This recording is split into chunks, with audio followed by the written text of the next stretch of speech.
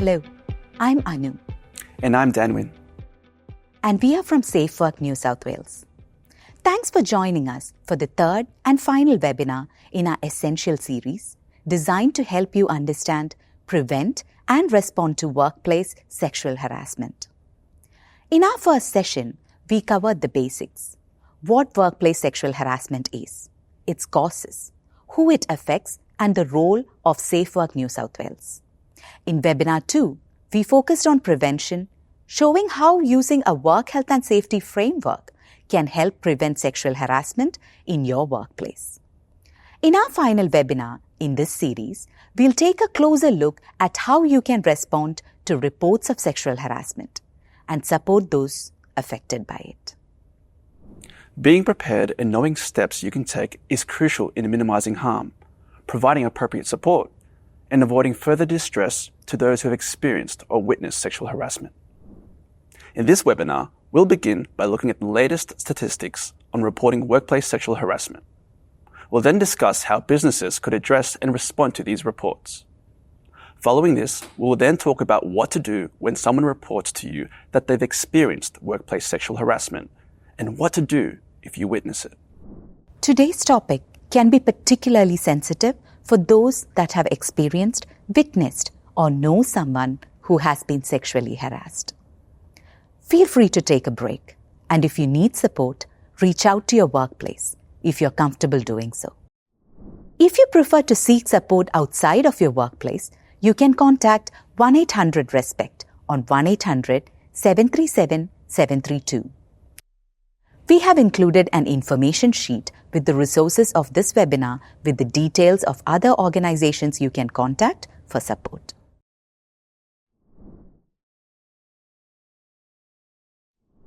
In our first webinar, we discussed the widespread prevalence of workplace sexual harassment, with 1 in 3 Australian workers experiencing it in the last 5 years to 2022.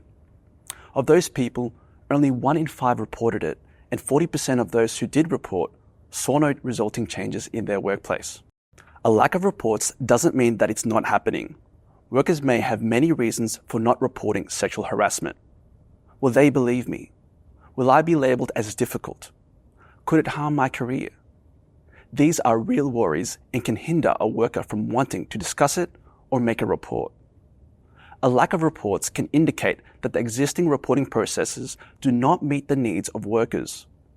Vulnerable workers, such as casual staff or visa holders, are often at higher risk of experiencing negative consequences or even losing their job if they report a work health and safety issue, particularly if the harasser is in a more senior position or a paying customer. So we can see that very few people do report, and that for those few who do, a large portion of them received inadequate responses from their workplace. This shows us that businesses have work to do to effectively and appropriately manage reports of sexual harassment. So what can workplaces do to create an environment where people feel safe and supported to report, where reports will be taken seriously and responded to appropriately?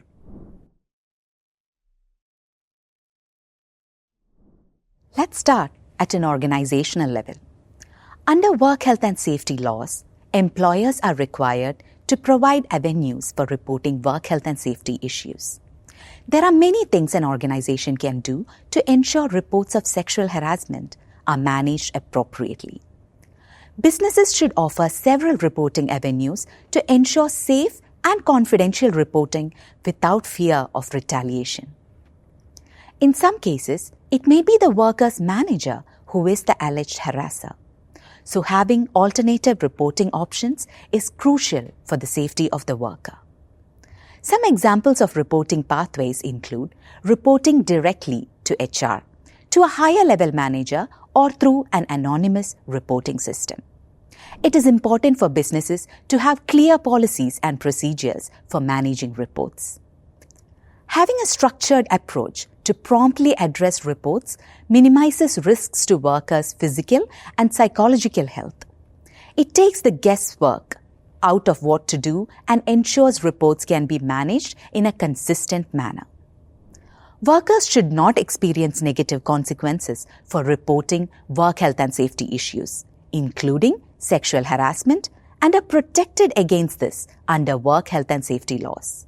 In some cases, a worker may take time off work after experiencing workplace sexual harassment. Upon their return, it is important for a business to consider how to safely manage a person's return to work, including access to support and resources, such as an employee assistance program.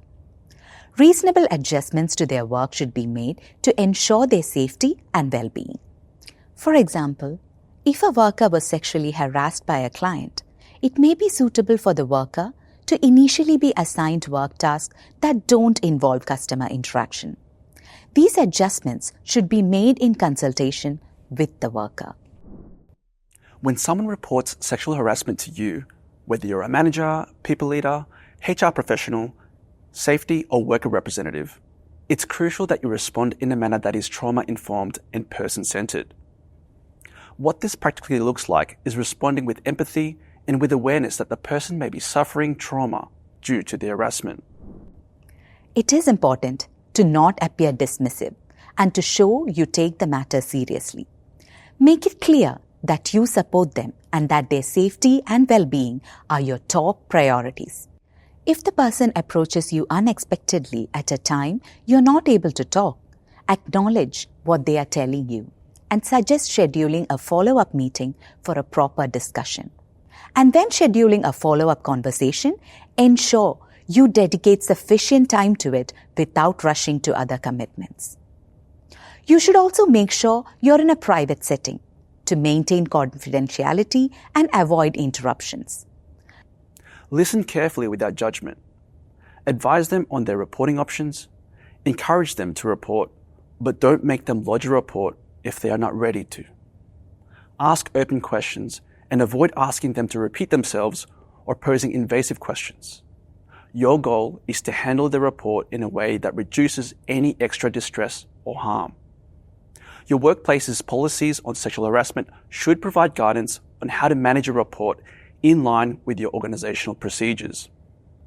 Whatever position you hold within your workplace, familiarizing yourself with your workplace policies means you can give appropriate and consistent information and advice. Be clear and transparent about the steps you'll take. Outline what they can expect from the process and be clear about the boundaries of your role. If you're not a counselor, be aware of available supports and resources, such as your EAP provider.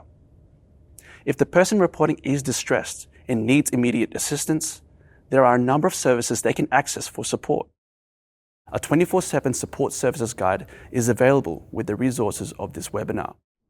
Finally, it's important to regularly check in with the person to ensure their well-being and offer continued support, while also keeping them informed with updates on the progress of their report. How you manage their report can significantly impact their experience and perception of your business's commitment to not only addressing sexual harassment, but to the broader commitment to keeping workers safe. A business has work health and safety obligations to ensure the health and safety of all workers. So it's important to think about the psychological well-being of the person who has been accused of harassment. They too must be treated with care and respect and given the opportunity to provide their perspective. Understanding your workplace's requirements and processes can help ensure that any response is fair and impartial to everyone involved. We talked about good approaches to manage reports of sexual harassment. But what happens if these approaches are ignored?